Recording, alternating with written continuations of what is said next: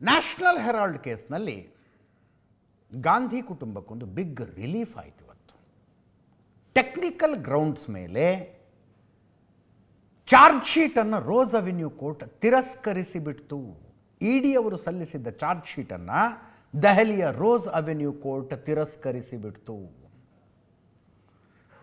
ರಾಹುಲ್ ಗಾಂಧಿ, ಸೋನಿಯಾ ಗಾಂಧಿ ಮತ್ತು ಉಳಿದ 5 ಜನರ ವಿರುದ್ಧ ಕೇಸಿದು.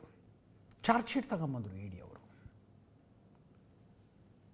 ಕೋರ್ಟು ಇದರದ್ದು FIR ಎಲ್ಲಿ ಅಂತ ಕೇಳಿತು. ಎಲ್ಲಿದೆ FIR ಇದರದ್ದು ಅಂತ. ಇಲ್ಲ, ಇದು ಒಂದು ಪ್ರೈವೇಟ್ ಕಂಪ್ಲೇಂಟ್ ಮೇಲೆ ನಡೆಸಲಾಗಿರುವ ತನಿಖೆ. ಇಡಿ ಯಾವುದಾದ್ರೂ ತನಿಖೆಯನ್ನು ಇನಿಷಿಯೇಟ್ ಮಾಡಬೇಕು ಅಂದರೆ FIR ಆಗಿರಬೇಕು. ಪೊಲೀಸರಾದರೂ ಮಾಡಿರಲಿ, CBIನಾದರೂ ಮಾಡಿ, ಎಲ್ಲೋ ಒಂದು ಕಡೆ ಒಂದು FIR ಇರಬೇಕು. ಆ FIRನ ಆಧಾರದ ಮೇಲೆ ಇಡಿ ಅವರು ECIR ದಾಖಲಿಸಿಕೊಂಡು ತನಿಖೆ ನಡೆಸಬೇಕು. ಈ ಪ್ರಕರಣದ FIR ಎಲ್ಲಿದೆ ಅಂತ ಕೇಳಿದ್ರು. Purely technical ground. ಇಲ್ಲ FIR.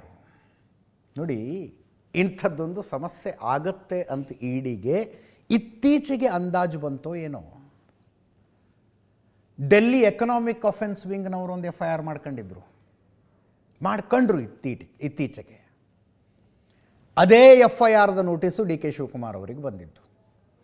DK ಶಿವಕುಮಾರ್ ಅವರಿಗೆ, DK ಸುರೇಶ್ ಅವರಿಗೆ ಎಷ್ಟು 2 ಕೋಟಿ 20 ಲಕ್ಷ ಏನೋ ದಾನ ಕೊಟ್ಟಿರ್ತಾರಲ್ಲ ಇವರು.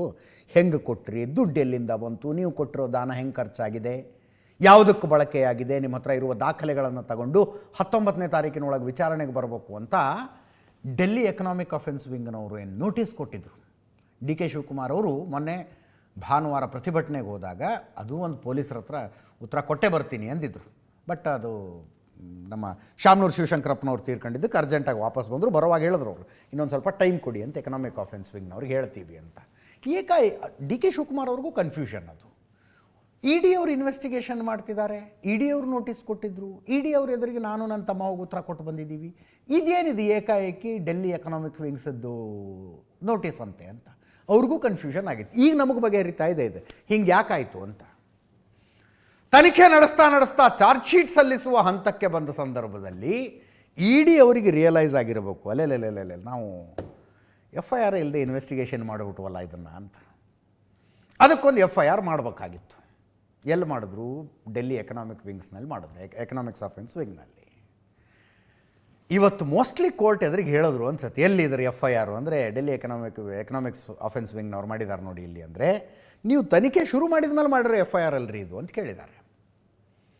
ನೀವು ತನಿಖೆ ಶುರು ಮಾಡಿದ ಮೇಲೆ ಮಾಡಿದ FIR ಇದು. ಯಾವ FIRನ ಆಧಾರದ ಮೇಲೆ ನೀವು ತನಿಖೆ ಇನಿಷಿಯೇಟ್ ಮಾಡಿದ್ರಿ ಅದನ್ನು ಫಸ್ಟ್ ಕೊಡಿ ಅಂದಿದ್ದಾರೆ. ಇಲ್ಲ, ಇಂಥದ್ದೊಂದು ಟೆಕ್ನಿಕಲ್ ಮಿಸ್ಟೇಕು ಈ ಪ್ರಕರಣದಲ್ಲಿ ಹೆಂಗಾಯಿತು ಅನ್ನೋದೇ ಗೊತ್ತಾಗ್ತಿಲ್ಲ. ಬೇಸಿಕ್ ನೀಡ್ರಿ, ಒಂದು ಬೇಸಿಕ್ ನೀಡಲ್ವಾ? ಒಂದು FIR ಎಲ್ಲೋ ಒಂದು ಆಗಿರುತ್ತೆ. ಫಾರ್ ಎಕ್ಸಾಂಪಲ್ ಕರ್ನಾಟಕದಲ್ಲೂ ಆಯ್ತಪ್ಪ, ಯಾವುದು ನಮ್ಮ ವಾಲ್ಮೀಕಿ ಅಭಿವೃದ್ಧಿ ನಿಗಮದ ಹಗರಣ.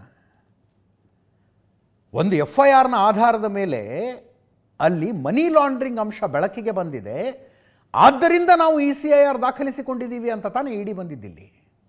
ಎಲ್ಲಿದೆ FIR? ಇಲ್ಲ. ಆದ್ದರಿಂದ ಚಾರ್ಜ್ ಶೀಟನ್ನು ತಿರಸ್ಕರಿಸಿದ್ದೇವೆ ಅಂತ ರೋಸ್ ಅವೆನ್ಯೂ ಕೋರ್ಟ್ ಹೇಳಿ ಕಳಿಸಿದೆ. ನಿಮ್ಮ ಚಾರ್ಜ್ ಶೀಟ್ ಕಾನೂನುಬದ್ಧವಾಗಿಲ್ಲ. ಈಗೇನು ಮಾಡ್ತಾರೆ ಗೊತ್ತಿಲ್ಲ. ಮನಿ ಲಾಂಡ್ರಿಂಗ್ ಆ್ಯಕ್ಟ್ ಪ್ರಕಾರ ಪ್ರಕರಣವನ್ನು ದಾಖಲಿಸಿದ್ದು, ಅದಕ್ಕೆ ಮೂಲ FIR ಇಲ್ಲ. ಇದು ಆ್ಯಕ್ಚುಲಿ 2014ರಲ್ಲಿ ಸುಬ್ರಹ್ಮಣ್ಯಂ ಸ್ವಾಮಿ ಅವರು ಕೊಟ್ಟಿದ್ದ ಖಾಸಗಿ ದೂರು. ಸುಬ್ರಹ್ಮಣ್ಯಂ ಸ್ವಾಮಿ ಕೊಟ್ಟಿದ್ದ ಖಾಸಗಿ ದೂರು, ಅದರ ಮೇಲೆ ತನಿಖೆ ಮಾಡಿಬಿಟ್ಟಿದ್ದಾರೆ. FIR ಇಲ್ಲ. ಆ ಕೇಸ್ ಏನು ಎತ್ತ ಅಂತ ಸುಮಾರು ಸರ್ತಿ ಹೇಳಿದ್ದೀವಿ, ಮತ್ತು ಆ ವಿಷಯಕ್ಕೆ ಹೋಗೋದಿಲ್ಲ. ಮುಂದಿನ ಸುದ್ದಿಗೆ ಹೋಗೋಣ.